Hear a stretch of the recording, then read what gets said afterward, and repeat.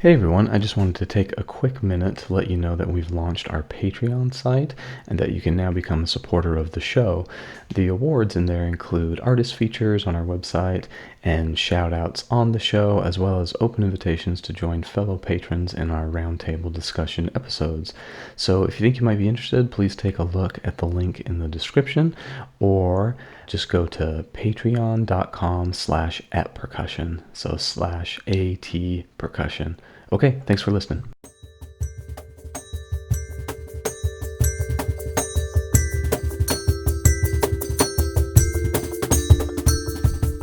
Okay. All right. Hello, everyone.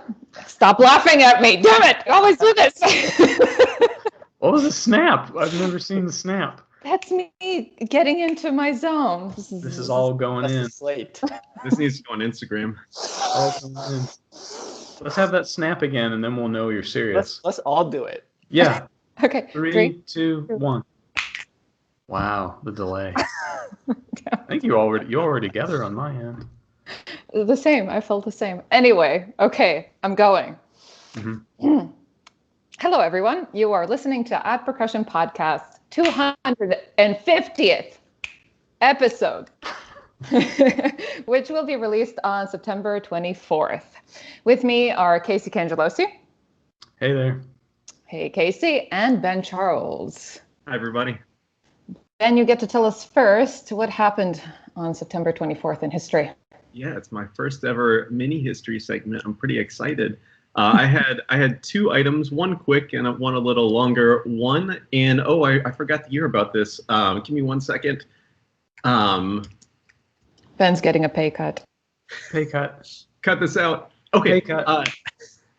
My first item is September 24th, 1991. There was a very famous album released I know that Ksenija is a big 90s rock and roll fan, and that was Nirvana's Nevermind album was released. That's the one with the infamous, controversial naked baby on the cover. And then one other news item that happened on September 24th, 1988. James Brown, the famous funk artist, was in a high-speed car chase. There's a Time magazine article about it, and I just wanted to read a little bit of that article to you. It says, rumors of a PCP habit had already surfaced by this time. His erratic behavior came to a head in September when he reportedly stormed into the insurance company next to his office, waving a shotgun and complaining that strangers were using his bathroom, as Time reported in its take on his crime and punishment.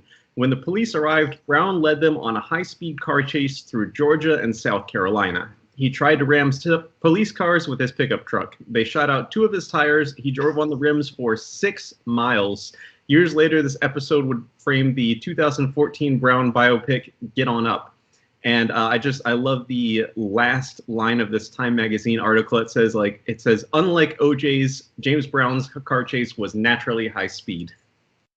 Wow. So that is an eventful day in history in 1988.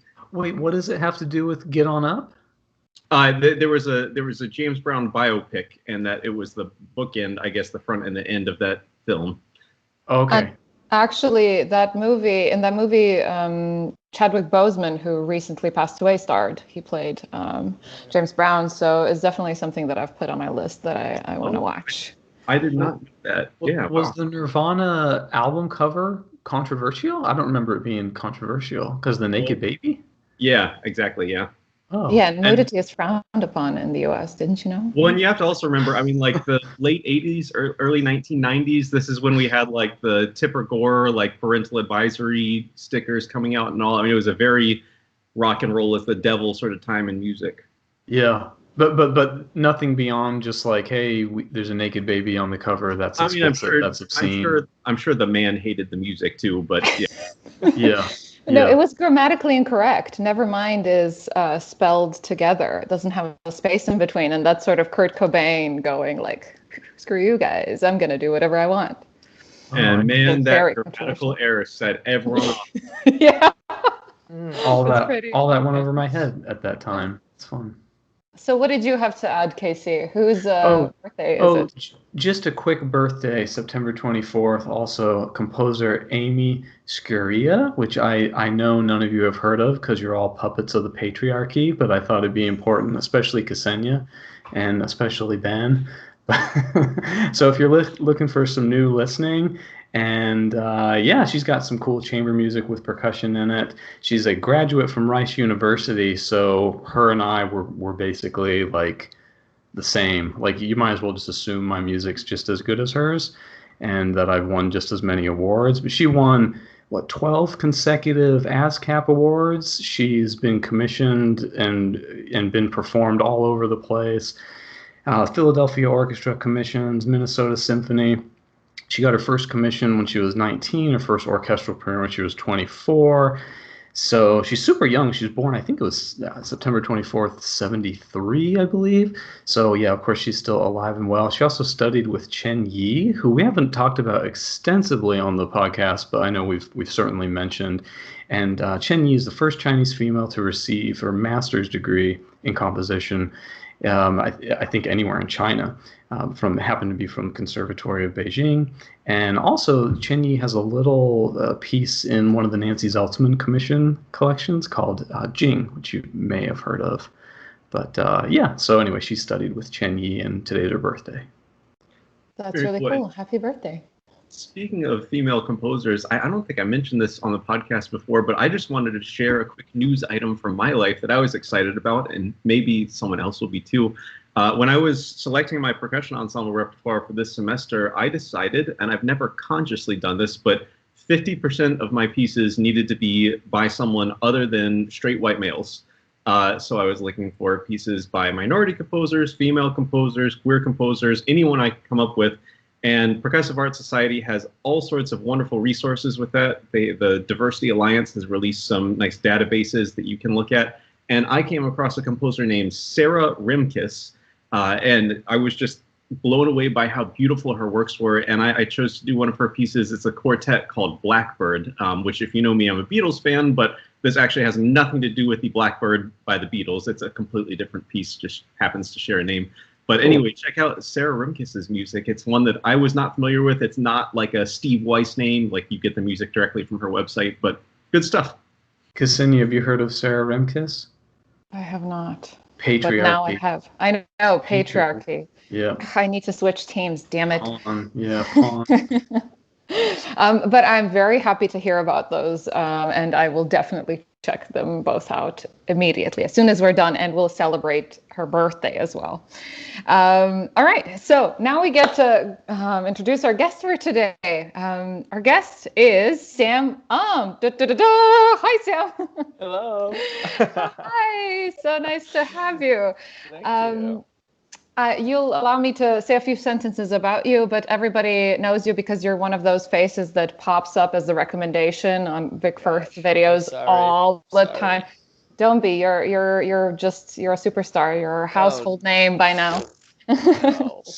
But everybody knows you from those videos, and if you don't know, just go check out Ray-Bons or Burritt Variations or So-Called Laws of Nature or Liber Tango or Grace Double Concerto and so many others. You might also know Sam as a member of the Percussion Collective, an ensemble comprising Yale alumni only. It's very fancy and excellent music, of course. And with the group, he's brought to life Drum Circles, a new concerto by Chris Theophanidis, which we're going to talk about on the podcast, I hope. Sam went to Eastman and Yale before settling at Peabody, right, as a doctoral teaching assistant. This is something a little bit new, yeah? Mm-hmm. Mm-hmm. But also a really, really exciting news in Sam's life is that he has somehow managed to go ahead and be a student and a teacher at the same time. So he is the latest addition to faculty at the University of Kansas, which is so cool. I think Ben would like to ask you the first question, so I'll let him go ahead. Yeah, and I think this is our first ever Instagram question, which I'm not even on Instagram, so there we go. But the two names, when you think of the Vic Firth videos, the two names I think that pop up most are Sam and Ian Rosenbaum. And I hope Sam doesn't mind the comparison, but I think of both of you as this very similar style of just so cool and calm and collected. And if you've ever recorded, you know how miserable recording can be. And in the time of COVID, I think recording is a very prevalent thing. And so we had an Instagram question from, oh gosh, D. Jorson Beats. And it says, how did you overcome nerves to being recorded for companies such as Vic Firth? And I think just in general, how do you overcome that red light syndrome? Yeah, well, I think I try to make recording part of my habit when I practice, just because I get really curious of how I sound when I practice. And from my time in Eastman and studying under Professor Burritt, it was always this, like, you have this phone, sort of like back in my day, we had to get a recorder and record ourselves, and like it was super hard to do. But now you guys all have this, phone in your pockets that we can record, and now even slow motions, right? So I think I always tried to make it a habit where when I was practicing, I tried to record. So I think recording kind of became sort of second nature, but recording still makes me more nervous than performance. I'll throw it out there. But I think I just try to kind of take it as this is a concert I'm performing. Let me just not worry about the cameras and all that. Let me just, this is a performance. This is a concert. So yeah, I think that's how I try to overcome the fear. But I do have the fear. I'm very glad to hear that I look not fearful in those videos. But it does not show. No, like I said, I think I feel more stressed when I'm recording than performing. So I still do have that. But again, I think making that part of my routine definitely helped. Yeah. And these videos are done like a Vic Firth crew comes in, like they have a video guy, right? Mm-hmm. And he comes in and brings all the equipment and everything. I wonder, if you're just to record yourself, I always like to ask, what is your preferred method or your preferred gear? Or I always like to nerd out on this a little bit. I'm not such a technical guru when it comes to recording gear. But when I was preparing for like pre-screening tapes for master's program, I was looking for some really good recording gear, but also that's super simple to use. So I still now I use Zoom H6, which itself I think is a great. Sorry to interrupt, but I just wanted to clarify because of what's going around right now. Zoom is also a brand of recording in addition to the video conferencing software, just so no one's confused. Right. So Zoom, the company that makes, video recorder and then audio recorder and sometimes microphones, I'm sure. But yeah, Zoom H6, I still use that. And I've talked to many of my friends who are really into the recording gear, and they all seem to really like Zoom H6. Maybe you can add more to it, Casey, but. I like that one a lot. Yeah, I bought one of those for the studio. Yeah. Yep. Yeah, and for videos. I tell them, you guys can use this. I mean, I wouldn't be caught dead using it, but you can use it. It's really they laugh. Yeah. No, I'm just kidding. It's great. Yeah, it's totally great. Yeah, and for videos, I just use like DSLR. Yeah. And sync them together. Yeah. Sure. So we've heard through the grapevine, because not everyone's had this fancy opportunity of recording for Vic Firth, but we've heard that for some of them, they show up and you don't get this, it's not this leisure experience where you have the whole day to record a complex piece of music. It's like they come in and the clock is ticking. It's like, okay, you've got 60 minutes to record a 15-minute piece or something similar. Is this a myth, legend? Can you tell us a little bit about these challenging / traumatizing experiences? Who knows? Yeah, I think it varies between people. But in my case, the recording that I did where it was with the so-called Law, the Takamitsu piece, Toward the Sea, Isabel Dances, Raybone, those are all recorded in the same day.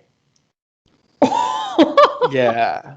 Let me try to see if there was more. Oh, and then Aria was also in the same day. So that day, I recorded 7 pieces,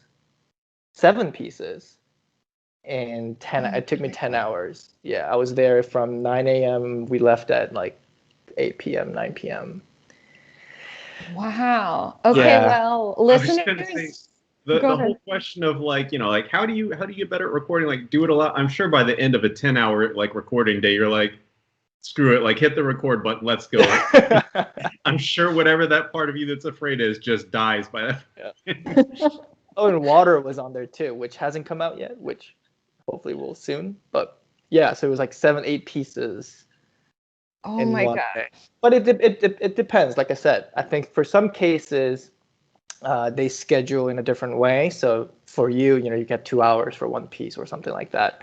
But that year was very just somehow we just had so many pieces that we wanted to record.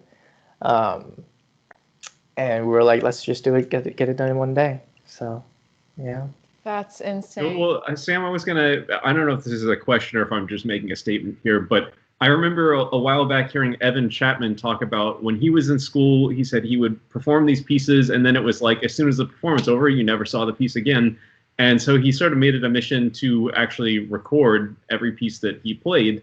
And it's nice because you actually get, for lack of a better word, a souvenir to take away from your, experience with that piece. And if you learn something like Reflections on the Nature of Water, you probably want a record of it that you did, and you probably want to just stick around. Is that sort of your viewpoint of this piece? Any piece that you learn that's worth it, you want to record?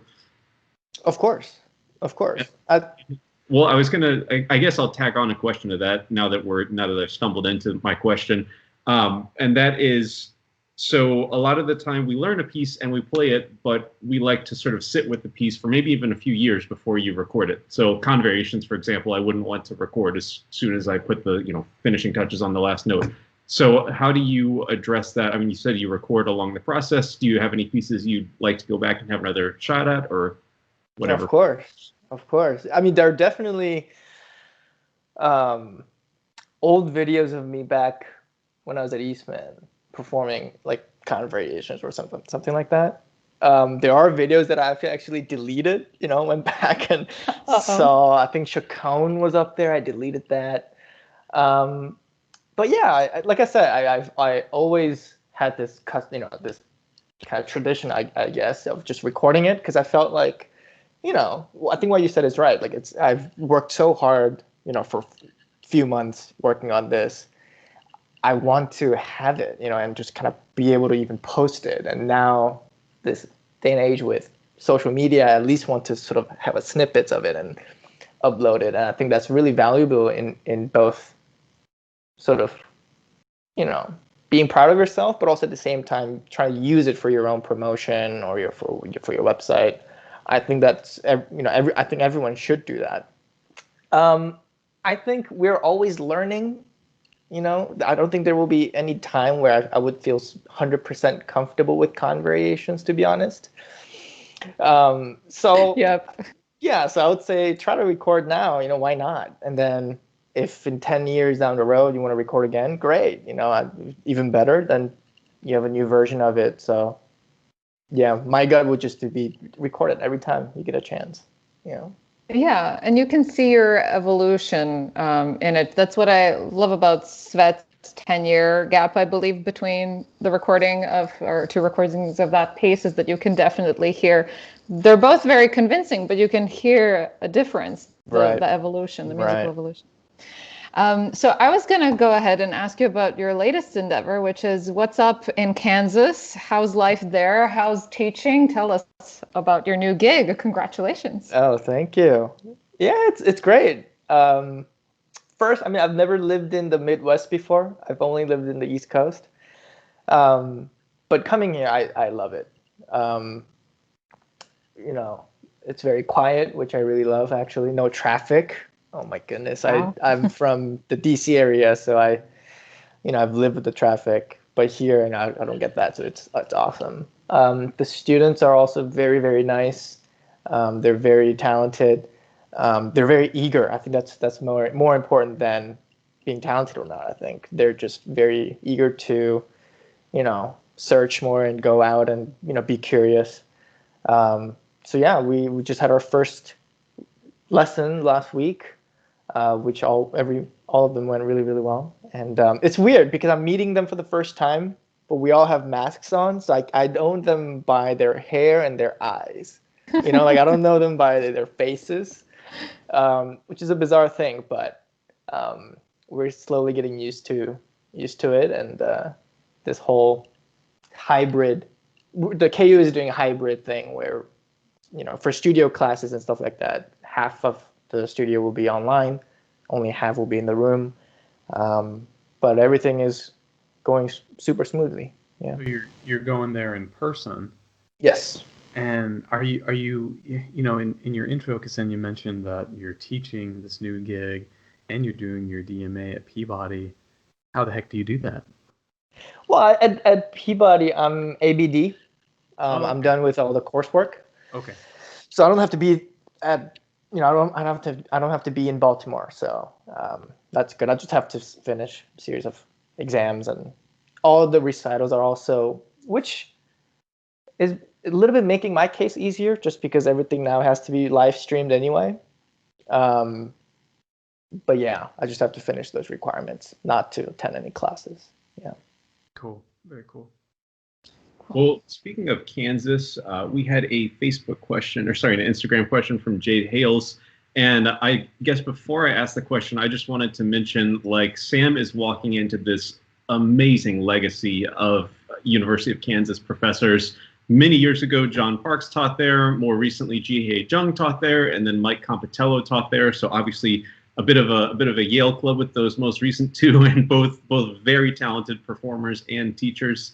And so Jade Hales asks, what are some fresh perspectives you plan on bringing to your new job, and what value do you find in bringing fresh perspectives to already established institutions? Yeah. Well, I think for all my past teaching, although I've never taught in like an institution, but, you know, we've all taught privately, you know, since we were like in college and stuff like that. And I'll tell you how I first learned drums. So I first started drum set back in Korea, when I was in Korea back in 2002. And my teacher there, he was also a student. So I didn't get to sit on a drum set for a year and a half. The only thing we did was we had this huge truck tire, and we just kind of sat, and all of the students kind of sat around the truck tire with a metronome in the middle of it. And I'm not kidding you, for 2 months we will do dit, dit, dit, those first 2 months. Dit, dit, Nice. and then the next 2 months will be dit, dit, dit, dit, dit, eighth notes. Dit, dit. And you know, he was also a student, so I don't think there was never, like I said, all the students sat around this truck table, so it wasn't like everyone gets an hour lesson. It was just come, and we will just do this until you guys get tired and leave. So literally every week I would go there, and we would do this for 4 hours, and I would come home. And then the only homework and the stuff that I have to practice is just do that at home. And the mission was like, you know, you have to not be able to hear the metronome, right? And I got so like angry and fed up that I can't do it, and I just kind of really wanted to do it. So I kept, and I just remember for a year and a half, we got up to like 30-second notes. So for a year and a half, I didn't like it, but at the same time, I really loved it. And then I could really feel the difference when I got to the drum set, you know, because I already knew about the rhythms. I already knew about, you know, we worked on this like division of your hands and feet. So with that background, my initial goal is always to bring in the most basic fundamentals of percussion, drums, whatever it is that we play. And of course, I'm not going to let everyone sit in a truck circle and just do this, but to just really teach them about basic fundamentals of music, basic fundamental of how the sound works. That's what I really learned at Yale under Professor Ben Sice, how the sound works, what we can do with it, how we can manipulate it, and all those things is what I'm trying to really set as a background for everyone. before we tackle on any other pieces, stuff like that. You know. So the big foundation for drum set, it sounds like, is time. I mean, I knew friends who did, it took them a while to get past the quarter note in the Joe Morello table of time. They do that against a click, and the rule was, you don't move on until the click is just totally buried. So yeah, and anyone listening, if you haven't experienced this, it's really fun. You watch your friends sitting there playing quarter notes. And I remember Jim Benoit doing this, who was on he's the principal of Seattle Symphony timpanist now. But I remember walking in the little practice room, common area, and I just hear him playing these full strokes on the pad, and we'd start having a conversation, and I never heard a click, and then he'd stop playing, and oh wow, there was a metronome there the whole time, and he just carried the whole conversation with me, and it was just very, very, it's really a impressive thing if you've never really seen someone bury a slow metronome like that.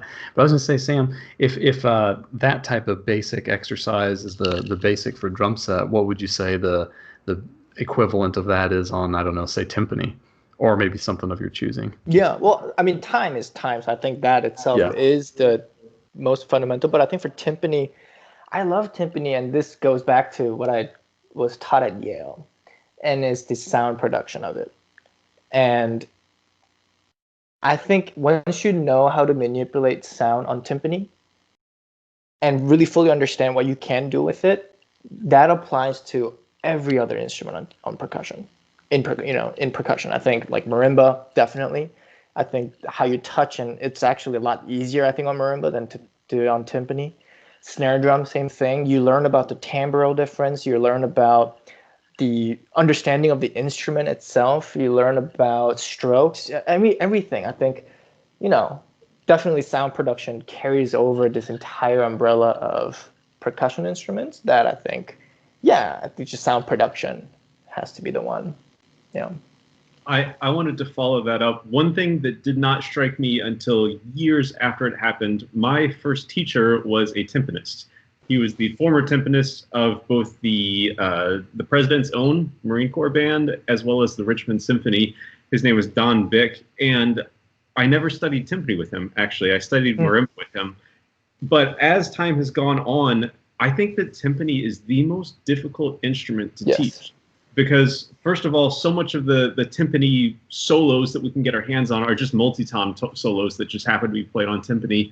But then you get something like a Rabio etude, which is what I use, or like a Hochreiner etude, and a student walks in and, with 4 quarter notes and a half note, and they, figure out how to tune them up, and then they play the, 5 notes there in time. But it sounds terrible. And it's so hard to get students to understand, you actually need to work on those 4 quarter notes. You actually need to make them sound beautiful. So have you found that in your teaching, especially of timpani, and what's been your strategy to get students to improve on timpani? Yeah. Okay, so I hate to keep doing this, but to go back to, my teachers. Professor Vensas, of course, he's an amazing he was a timpanist too. He has this quote about timpani, which is playing timpani is perfect execution of a simple task. And I think that's what it is, right? It's playing timpani is as simple as just playing 4 drums. If you think about it, just playing 4 drums, 4 pitches, unless there are pitch changes, but 4 pitches, and you just kind of play. So I think a lot of students, especially that's how I felt it when I was in high school and also kind of starting college, was like, oh yeah, timpani, I don't know how to practice because it's just, I'm getting it. Look, boom, done, right? But I think once you really get into it, like you said, I use Hochreiner. Especially number 1, if to the viewers, if you know Hochreiner number 1, it's just all half notes and some quarter notes, right? And what I do with my students is what I got taught at Yale was just kind of let them play. And anytime I hear timbral difference, tempo change, inconsistency of the sound, I would stop and say again and again and again and again. Because I think the best way to go about timpani is just for you to learn and be really comfortable. It's going to take time, yes, but everything's going to take time. But by doing that, you're really letting your students aim for perfection. And I think there's nothing wrong with that, especially on an instrument like timpani. that I think there's nothing wrong with that, to just kind of really go for perfection. And for them to pass number one, they can move on to number two. And this is what exactly the Yale, so I'm not trying to say this is my idea. But you talk to any of Yale guys or Peabody guys, they've done this, right? So pass through number 10. That's like your goal for that semester. So that is also the same sort of way that I'm trying to take it in. But for me, I try to make that connected more to other instruments, not just timpani, but marimba, even conga. I feel like it definitely there's a connection of the sound production part of timpani. That's awesome. And that's so true. And it's so beautiful to see in a student when they go from having those kinds of expectations, satisfied. It's just like, okay, it's just 4 drums. And then be like, oh my gosh, I never paid attention to the sound color or to any sort of consistency. It's really cool. Okay, so I have 2 questions for you. You can pick. One is you can tell us a really embarrassing story about Dmitrii Nilov. And the other one is you can tell us a little bit about your ARD experience. Just the first one. I don't know if they will be appropriate for this. It's appropriate. I spent a whole 2 hours with Dmitrii. I can tell a few stories. While Sam thinks of an embarrassing story, can I tell an embarrassing story about Dmitrii? This is a very brief one. If you've ever met Dmitrii, he has to have coffee. Like, that's just the thing. He's worse than Svet with that. He has to have coffee. And there was this one time in Miami that we had a gig in somewhere on the Gulf Coast of Florida. And I was driving, and I go to pick Dmitrii up, and he's nowhere to be found. And I call his cell phone 1,000 times. He doesn't answer. And I'm sitting outside of his dorm, Dmitrii, come on, pick up. We need to go. And so finally, literally a half hour later, he answers. He's like, oh, sorry, I just woke up. I'll be right down. And we've already burned through the buffer that I left for Dmitrii to be late. And then it's another 45 minutes before he emerges. So I'm flooring it to get out, get to the Gulf Coast. And Dmitrii's like, Ben, can I ask you a question? Can we stop for coffee? I was like, no, we can't stop for coffee. We're running late.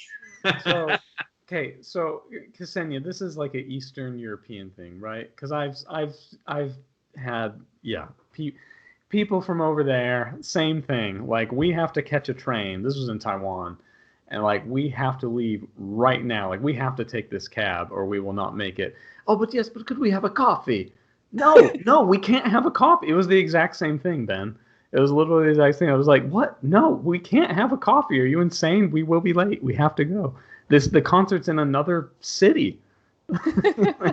That's exactly true. Coffee is what runs through our veins, so we can't do without it. Yeah, I know. I understand Dmitrii's pain, but you could have planned for it a little bit better, I assume. Sam, any contributions, or would you like to talk about the prestigious composition or competition? Sorry. No, I could talk about Dmitrii for hours. I don't know if for some of you who may not know, I lived with him for 2 years. And you're alive to tell the tale. And not 2 years, 1 year, sorry. But that was enough to have many stories. But one story that I really remember, and this is not an embarrassing story. This is actually pretty sweet. He's a sweet guy. He's just amazingly sweet. You can say whatever about him. I mean, there won't be a lot to say. I mean, say negative about him. It's just he's so sweet, right? Yeah. And what he loves to do is just to talk to you, right? Mm-hmm. So one time we went to Trader Joe's together, and on our way back, he was like, Sam, what are you going to do? And I was like, well, I was thinking about going to practice. I have lesson tomorrow, and I feel like I really need to practice. And he was like, me too. So we, go to Trader Joe's, come back, we move everything back in the fridge and stuff. And then we come out, and then we see this full bottle of tequila on our stand. And for some reason, I don't know why, we took it with us. And we went to the school, and we're like, okay, I'll see you in 2-3 hours or something. And this is 8 p.m., right? And after 20 minutes, he comes in with a bottle of tequila, and he's like, do you want to have a shot outside? And I was like, okay. So I don't know why when we started just drinking outside the school, like, in this patio where, drinking was allowed, and we finished the entire bottle that night. Of course. And I think we just went home at like 3 a.m. And then, of course, next morning I was just like dead. We were both dead for our lessons, and thank God nothing bad happened. But yeah, that was that's one thing I remember. But we had really serious talks and about life and about music and all that. I still remember that moment because I think that's really one of the true moments that we like really connected. So yeah, that's one story.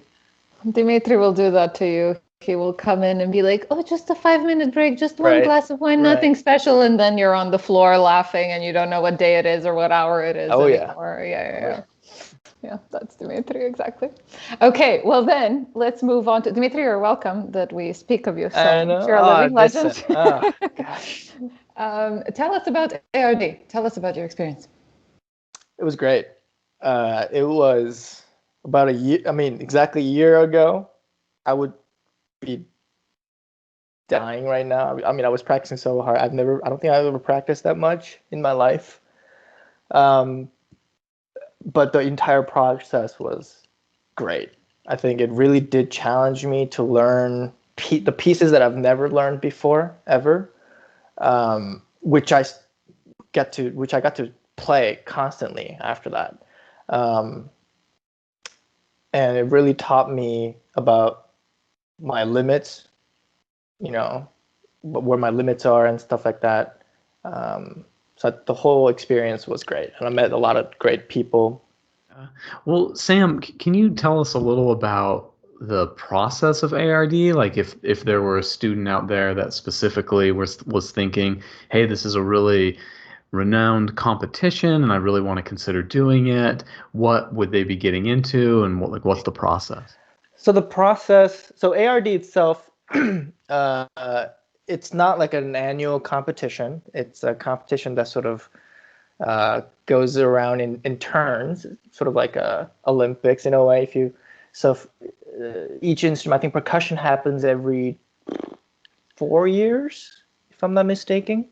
Yeah, I think every instrument kind of happens every 4 years. So if you are planning on doing the next one, I think it's going to be in like 2023, I believe. And basically it's just like other competitions. You send in tapes, and then you get approved. You pass the pre-screening, and then you're into first round. The competition is in Munich, Germany, and the whole thing was super professional. And if you just follow everything in the list of things to do on their website, it shouldn't be a problem. What might be on that list? Like what repertoire can they expect that you either have to choose from, or like how many pieces are obligatory? Give us some of those fun details. So I think from my memory, except for the commissioned piece, which was in the semifinal, everything you can choose from a list. So there's no obligatory piece except for the commission piece, but you have to choose from the specific list. So first round I remember was snare drum solo, marimba solo, and then timpani solo. So very basic sort of first round to kind of see what you can, that you can play well in all the three instruments. The second round, and then from there on, it kind of becomes more and more, like more virtuoso marimba solos, virtuosic marimba solos, and like multi-pieces will be added on there. Yeah. I think one thing that happens with these giant competitions, and I just looked up actually, and they've moved, I guess, the 2020 competition to 2021, but I'm looking up further planning, and percussion is not yet on the roster, and the latest year they have is 2024. So it's definitely great for very young players to start planning now, because you have 5 years to prepare for this, Yeah. But it's a fantastic experience. Yeah. Yeah. the whole thing was, yeah, within that list, there was like, theatrical percussion pieces. And I think it really depends on who's judging as well. They'll sort of kind of tweak and sort of fix the list as it goes on. So I don't think it's like a fixed list every time, but I could be wrong. So, Sam, how fast? This is going to be a really annoyingly vague question, but like, how fast do you feel good like going through repertoire? I know I struggle with, especially my older students, masters and doctoral students. They often just want to chew through rep, and they see all these big pieces, and of course there's new pieces written every week, and they just really want to learn all this stuff so fast. And I've never been someone who can learn music fast, and I just wonder, like, what do you think is a good pace? What's the pace you set for yourself? Oof. Because I know if I don't start learning something new, I start to feel bad, but that usually takes a month or two to kick in. Right. And then I start feeling like crap. When do you start feeling like crap? When I see that list. Yeah, for ARD it was like 10 pieces that I had to prepare. I'm not really fast in learning pieces as well. I mean, speaking about Dmitrii, he learns pieces super fast. Yeah, he does. But I am not like that. But I think once I start to find that groove, so I think my progression is like exponential. It's not fast from the start, but I think as more and more I get into sort of know the piece and this piece is about this, and okay, that's that, kind of does that in the late process. But I try not to leave anything towards the last minute, because I know I'm not a fast learner. So I try to, when I was preparing for ARD, I think by, this competition was early September. By late July, I pretty much knew, maybe I couldn't play from back to back all in one tempo, at tempo, but I knew what the entire piece felt like and sounded like. That's a giant undertaking. Go ahead. Ksenija, do you want to jump us into this hornet's nest that Carly left for us? Oh yeah. We have Give it to Sam. The hornet's nest in a package for Sam. What? Oh, Sam, this is gonna be fun. So okay.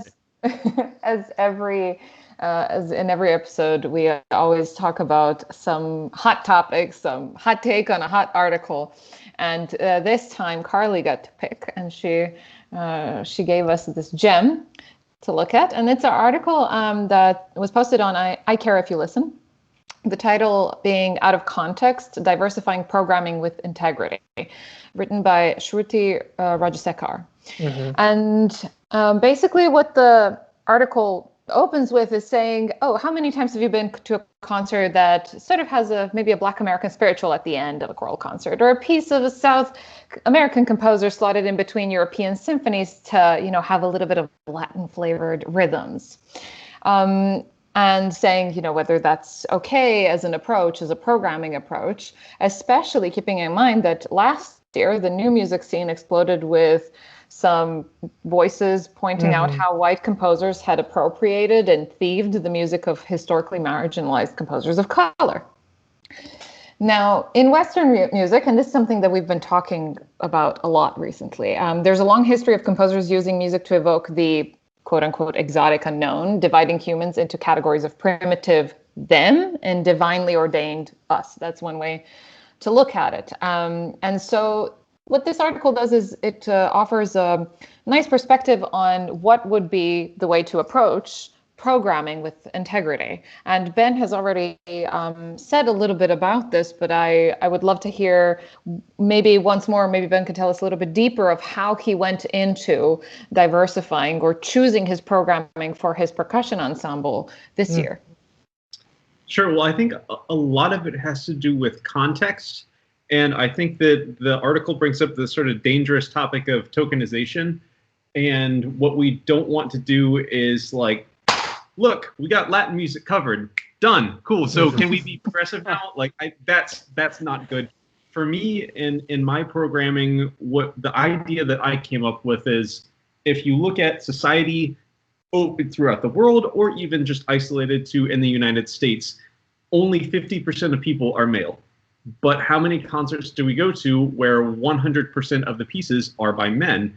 And I'm not excusing it, but I'm saying if you look at the classical repertoire, I'm talking about for orchestras in particular, the old dead white male composer, there are a lot of them that have really good work, and maybe historically their female counterparts have been suppressed, but maybe it's just out of laziness. Like, I think that symphonies are going to tend to program for that. Percussion ensemble, on the other hand, it didn't exist until the 20th century. I mean, there's if you look back at the 1930s, there were females writing for percussion ensemble. And so I think it's absolutely ridiculous to have 100% of our music written by white men on a percussion ensemble concert. It just doesn't make any sense to me. But furthermore, I think the answer, look at me giving the answer, but an answer, possibly, it's a better way of saying it, an answer for symphony orchestra concerts. One thing to keep in mind is when you're talking about like Indian music, and I'm speaking of music from India, not Native American music, Indian music is not composed for orchestra.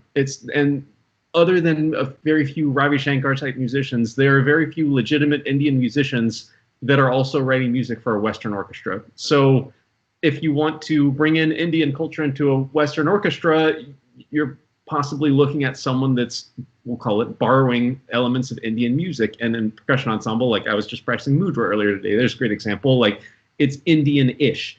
But I think if you look at the context that Bob Becker is coming from in composing mudra, he legitimately studied Indian music with legitimate Indian musicians, and it is his tribute, his bringing it into the fold, and he has, I'm sure, done his dues in paying for lessons and things like that in order to make mudra have some sort of legitimacy for me to program as an Indian influence piece on my Western percussion ensemble. But I think that to get back to what I said, might be the possible solution is don't program a piece simply because you want a Latin piece. But if you maybe are programming Leonard Bernstein's symphonic dances from West Side Story, that obviously has a lot of Latin American influence in it with things like the mambo. Why not look at Latin composers that, you know, would have influenced Bernstein? That's a great example. Or the Copland, what's that Copland Mexican-inspired piece? I'm blanking on the name. Rodeo. No, Copland. I'm googling it. Sorry. El Salon Mexico. The Copland piece, another great piece. So maybe looking at that, or also you could do like a historical comparison of Beethoven's 8th Symphony was written in 1812. What is a piece by a female composer written in 1812, or a non-Western composer in 1812, which might be a hard get, admittedly, but have some sort of context. And I think this is what Arthur was bringing up. Have some sort of context for your programming choices. Don't just program a fun Latin encore to your serious Western dead white men music concert because it looks good and ticks off the diversity statistic. So that's my answer. No tokenization. You have to have a reason for doing what you're doing, and if it's a legitimate, well thought out reason, I think that's good. And the article sort of doesn't directly say this, but it says in so many words like make a mistake, like risk making the mistake, get told by someone that has been tokenized, hey, you did that sort of wrong, and make better strides in the future. So that's my hot take on it. Sam, how about you? Here you go, Sam. Welcome to It's the a podcast. hot potato, yeah. No, I completely agree, and I think one thing we have to really consider is the depth of these things. If we want to play, and I think there's nothing wrong with trying to portray different cultures in your concert. Like I said, I think maybe that could really, but I think it's the depth of how you say it. And I think, Ben, you said like, oh, let's have some Latin music. It's like, here we go, boom. I think that is a problem, as you said, but I think it's the depth of it, of how far are you willing to go in terms of, really going and researching and talking to people who've practiced this for, their entire life, or lived in it and stuff like that. I think as most of our all of us are teachers here, and I think if you're a musician, you're a teacher in some form, in some way or another. And I think that's why our role is so important, because I think depending on how we do it and how we show it to our students, and to really showcase how it's supposed to be done, whatever that is, if we were to ever find that really true answer, then I think it is up to us to really try to make that change and try to make their, their perspective change. So, yeah. Ben, I like that you had kind of like a concrete, actionable take of Mhm. like what you're going to do with your programming. I get exhausted with a lot of the vague language out there, and I thought this article had a whole lot of that really vague language, and people like to say what they believe and say what other people should do. But I feel like so much of what was being asked of people in this article was just not practical. I mean, like what would be wrong? Hey, I want like a flashy, showy piece. Oh, I know this Latin piece. Like, do you really have to read a dissertation on Latin music to just enjoy this? Like, no. I mean, like, I don't think so. I think if anything, this article is a big deterrent. Like, she lists off all these reasons. Hey, if you're thinking of programming something cultural, well, you should probably talk to people of that culture, talk to people of, I mean, and that's such an assumption there. Like, if I want to program Temazcal by Javier Alvarez, okay, which I've been playing for years, and I've been playing it all over the place, and I've played it across this ocean, and I always get positive response from it. People always say, holy shit, I had no idea you could even do that with maracas. Like, I had no idea maracas were real instruments. Literally almost after every time. And then you start a conversation with them. You say like, oh yeah, that's like Joropo maraca tradition. And if you thought I was good at it, boy, you should see them. I am just scratching the surface of what they do with maracas. Wow, so that's Venezuelan. Oh, I had no idea. But this is a piece written by a Mexican guy, Javier Alvarez. It's using Joropo maraca technique, which is from Venezuela. He's living in the UK when he writes it, and the subject matter is Aztec. Like, it's like, no, I get it. Like, okay, there's all this stuff we should do to risk not offending a certain person, but I think the deficit is far stronger than the risk of offending. I mean, the amount of people that just said like, wow, that was cool. And I think, frankly, we have our own culture as percussionists. Like, we have our own goals, and for people to say, hey, if you're going to program something that is, quote, cultural, you got to do all these things. And if you only went 3 steps to make sure it was right, well, that's not enough. You got to do 20. It's like, man, people are just going to not even play it. And it's like, wait, I'm just going to stop playing Temazcal if I'm at the risk of like offending people and being canceled or something. But that would be a great disservice to what appreciation that has shown to people and what it's exposed people to. I think Temazcal is a great example. I played that when I was at Miami, and in so many words, what Svet said is like, listen, like, you've got to figure out how to approximate Joropo maraca playing, because like the Venezuelan guys aren't playing this piece. It's up to the Westerner to play that piece, because if you're a traditional Joropo maraca player, you're not looking for a Temazcal to play. But anyway, I would just wanted to bring up, I think it's actually a lot easier for higher educators and professional groups like symphony orchestras or professionally, so percussion, something like that, to do this. I think it's actually much more difficult for educators to do this. I have heard 1,000 terrible percussion ensemble arrangements that sort of do this corny job of copying and pasting, some sort of interpreted Latin rhythms, but it's at the same rate, it's like, if that's the only way we can easily expose our students to it, is it bad? And I think, like Casey is saying, it's right. It's like, is the risk of offending worth the possible benefit of it? And also, in my little diversity programming spiel, I found it very easy to find diversity in percussion ensemble programming. I don't find it very easy to find diversity in percussion method books.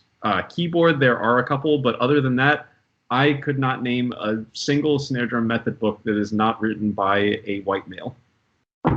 And like I said, it's like we can get all hoity-toity about programming, but what about studying? Joe Morello is blind, though. What's that? Joe Morello is blind. He was? Yeah. Yeah, he's legally blind. Okay, legally blind. Yeah, I was like, I don't think he's legally blind. So, that's cool. But you see what I'm saying, right? I didn't like this article. It's like very presumptuous to assume, okay, I'm going to play this thing that has Joropo Maraca playing in it. So I damn well better find a Venezuelan in my hometown of Harrisonburg, Virginia, and talk to them and like get some perspective on this piece from them. Wait, what makes you think they would know about this music playing, like about this style? Like, it's not like I know, I live in Virginia, but I don't know anything about bluegrass music. Yeah, I'm from America. I don't know anything about country music. Like it's almost racist to assume. I mean, I think it is to like assume, okay, I'm going to get this local person's permission from my hometown to play this piece because they're from Venezuela. They must know about Joropo style music. Like, what? Like, no. Why would you assume that? I was gonna say it also makes me think of like Xenakis Oko. Like, how many African djembe players are you talking to before you play Oko? I know. Yeah. Yeah. No, I thought this article was a bummer. I thought it was such a deterrent. It's like it's going to deter people from programming stuff that would otherwise be good exposure and appreciation. I think there can be a happy medium, though. Yeah. I think it is good for anyone to be more curious and to find that more. If you're playing Oko, go find more about djembe playing, where that came from, why Xenakis was interested in them, and learn more about it so that in the future, that's one thing I kind of agreed with the article when I read. So invite the practitioner, right? Like have the practitioner, and of course money is an issue, but if you can have a budget or some sort of, you have a friend of friends who plays this instrument professionally, I think talking to them and sort of really going into it curious is something that's very important. But I agree that that's certainly a good point, and that's only going to help your performance too. Mm-hmm. It's like if it's his djembe trio, hey, right, learn how to play djembe. That'll help. I agree, and I really do agree with Sam. I think it's for those who can afford it and who have the mental, financial, all the required energy to do so. They should do it, and they should inform the people, because especially with the kind of music that we do, the appreciation level rises with the understanding of the context. So it's certainly helpful. But I thought that it was what was most interesting to me about this article were the two little events that it hyperlinked in the beginning. And I thought one of them, I don't know if you've heard about this, I missed this somehow, what happened to Roomful of Teeth. So basically their partita for 8 voices, which was composed by Caroline Shaw. The group came under fire recently from Tanya Tagak. She's a celebrated Inuit throat singer. Because they used throat singing, which comes from a long oral tradition among Inuit women. And this piece has won a Grammy Award in 2012 and a Pulitzer Prize in 2013. So the group obviously came out saying that they're going to do a lot better job, that they're going to include it all in their program notes, because obviously they're trying to have this as an homage to the tradition and not try to rip anyone off. But the way Tanya responded, she said, so you will read aloud before every show that you are appropriating songs, or will you just speak of Inuit being generous or give an anthropology class at the top of the show? So many commenters online suggested that future proceeds from Partita for 8 Voices should go to a charity that focuses on helping Inuit artists. And then I, thought of our own Fertility Rites by Christos Hatsis, which also uses Inuit singing, the marimba and electronics piece, or what about Convariations? It's, based on Pakistani vocal tradition. Should that, even though it's written by an Argentinian living in London for marimba, which is so beautiful, so many cross-pollinations, right? Exactly. The things bleeding into one another. Like these bridges are so beautiful, They are, but I think in the end, it's all about the money. People are constantly talking about the money. They're not happy enough with, it's not about telling people where it comes from. It's not about telling them where you got the inspiration from. It seems to be all about the money. the Well, this proceeds should article- go back to the root. Sure, That's sure. what they I think. mean, but this article to me was not, the thing I took away from it was not, hey, you should give credit where credit is due. And if you're going to use Inuit throat singing, you should let the people know that that's what it is. That wasn't what I heard in the article at all. All I heard was you basically, if you want to do something like that, you need to educate yourself in all these ways, and you need to make sure that the people of the community are happy with it, assuming there are people in your community doing Inuit throat singing, which, spoiler alert, there probably aren't. But it's just like all these barriers to getting it done. When I think like what Ben said in the beginning, like, well, what if you just like it? You know, like, what if you just like it? And I agree, you should put program notes, of course. And people find that really fascinating. You know, I mean, people want to know that stuff. It only helps your event to know that type of thing. But it's almost like, hey, if you're considering using another culture's music in one of your programs, you need to go through this really extensive layer of like permissions to get the author's moral approval to do this. And I just think it's just not tenable, you know. I just wanted to mention one that Ksenija mentioned, one of the hyperlinks. The other one was hyperlinked to this article called "The Curious Case of Keiko Yamada," which, to make a long story short, this is a fake name, right? Yeah, there was a guy named Larry Clark. Yeah, Larry Clark, and he wrote a piece. I can't quickly find it, either a piece or several pieces that had some sort of Japanese theme to them, and he chose this pen name. I want him on the podcast. Which, I mean, like, I think they were from 2004 or something like that, somewhat of a different time. And I will believe his story that he was not actually choosing the pen name to try and profit off of it. I think maybe he thought it was a more appropriate name to be associated with a piece or something. But obviously, I mean, Casey was saying this article that we're talking about in the first place is maybe a little over the top, and it sort of, you know, it puts you in danger of programming any music by someone other than a white male Western composer. But in this case, clearly over the line. Do not, if you are, you know, a Western European descendant, do not choose some sort of Asian pen name to sell your Asian piece. But if your name's Larry Clark, you probably should change your name to something. Sounds like a pen name already. Like, probably a name like something Italian sounding, like Casey Cangelosi. Sounds more composer. Cat's out of the bag now, Larry.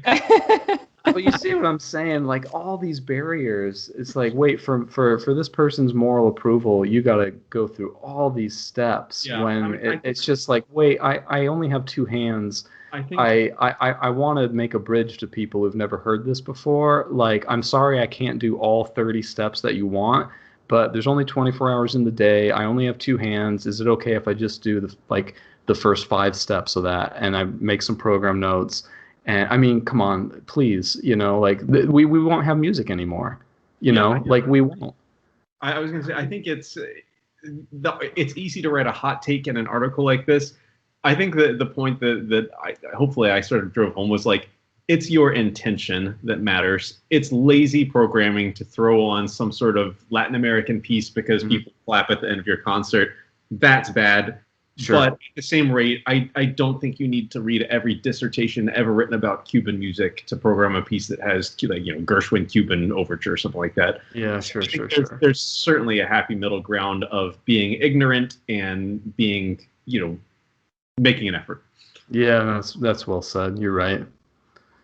Of course. Okay, Ben wins. Well, Sam wins, then Ben gets second place. I'll take it. And also, I wanted to mention also, I was talking about Mudra. Not only did Bob Becker study Indian music, I studied Indian music extensively in my undergrad. So I feel like I have some sort of, you know, background in this, that I'm not just picking out Mudra because it makes me look cool playing snare drum or something. It's not what I'm about. You're not about that? If you've ever seen me play snare drum, you can tell me that I definitely don't look cool playing snare drum.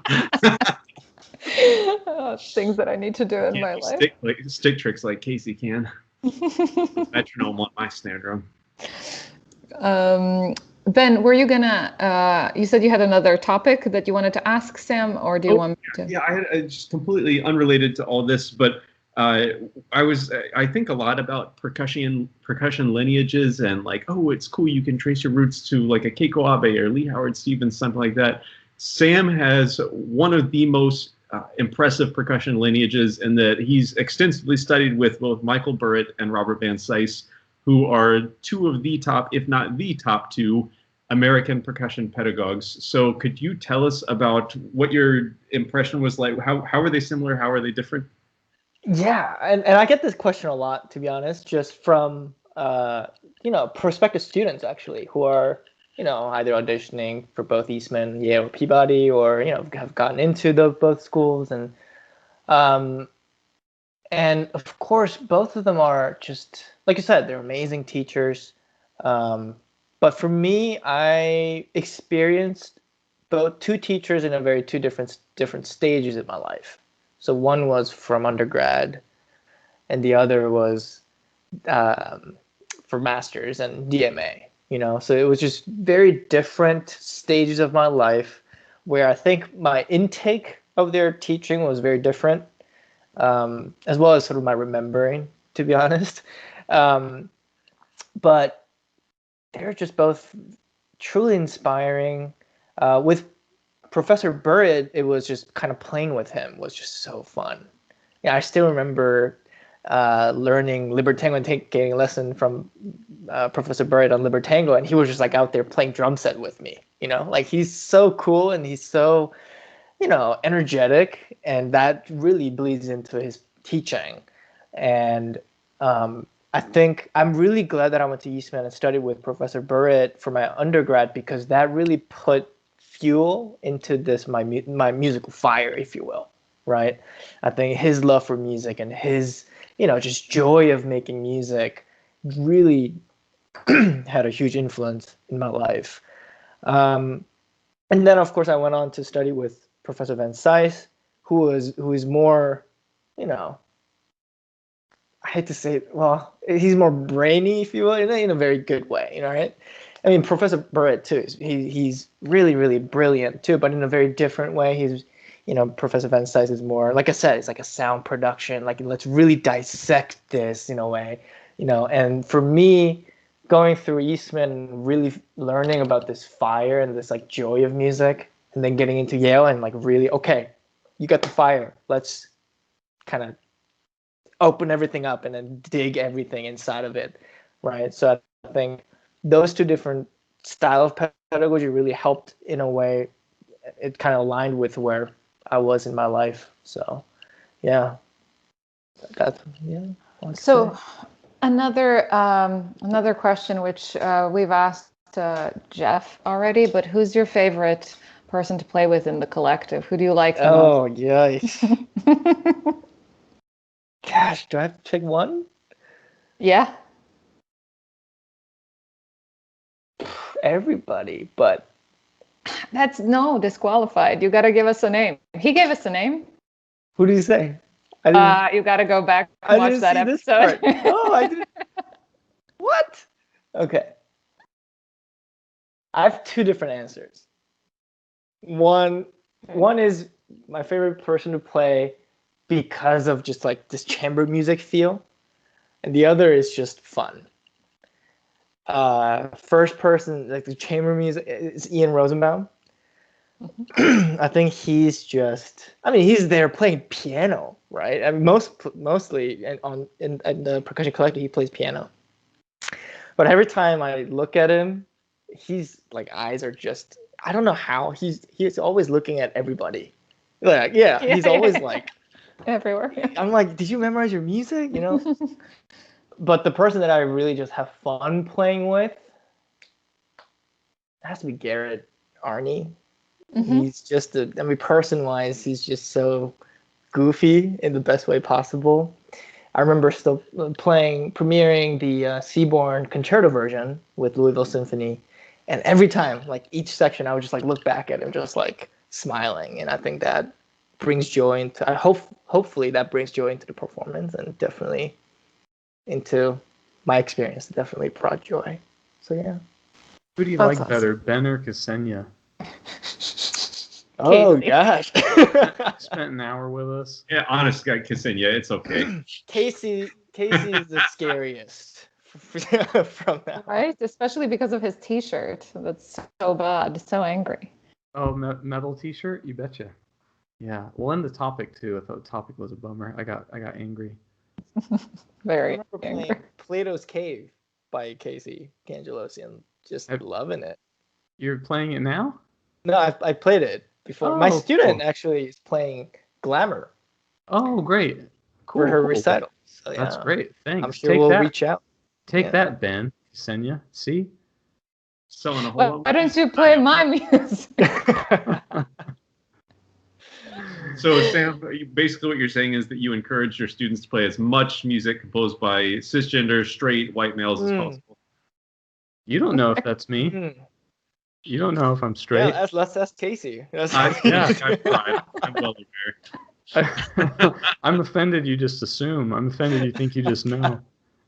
He's from Virginia. That's diverse enough, that changes the ball game, definitely. I'm not from Virginia. We should Now end you this. are. Shush, I you're a guess so. Malotech performer from Virginia. What is this Malotech thing? We have a lot of Malotechs at JMU. I'm a Majestic artist, but I see.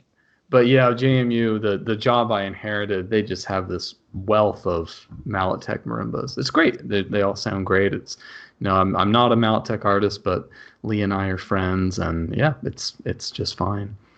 No, it's all majestic. Look up, everybody go to our Instagram page. You can see very embarrassing photos of Casey Cangelosi when he was ripped. So that's why Majestic. Hey, why don't you do a little pitch for the Patreon, Ksenija? Damn it! Where do I find the list? Who's our person for this time? Oh, our new Patreon. We have new Alan Lang. Thanks so much. And we have another new patron. Just a minute. I'll find it. I just posted his name. But why don't you do a little pitch to convince more patrons to come? Tell them how they'll get tenure and stuff. Cangelosi. Okay, so you should go and check out our Patreon page because Casey put so much effort in it, and you should go and give him a little gold star there. And you can see that we have 3 levels. Yeah. We promise we won't forget your name. What does that even mean? You're derailing me. This is gonna be really hard to edit. Casey, you're welcome. No, it'll be fine. This'll all go in just fine. Yeah, this all stays in. Yeah, big thanks, new patrons, Alan Lang, and also Walden Perry. Walden Perry is our first mid-level patron because he's obsessed with Xenakis and can't stop telling his friends about it. That is the tier. That is the name of the tier. Can't stop talking about Xenakis. Yeah. And Alan Lang's getting tenure. So thank you both. Yeah, thank you so much for supporting the podcast. All right, I think we've slowly reached the end of this show. Sam, thank you so much for being our guest and for letting us get to know you a little bit better. It's been a pleasure. Thanks for having me. It was fun. Thanks, Sam.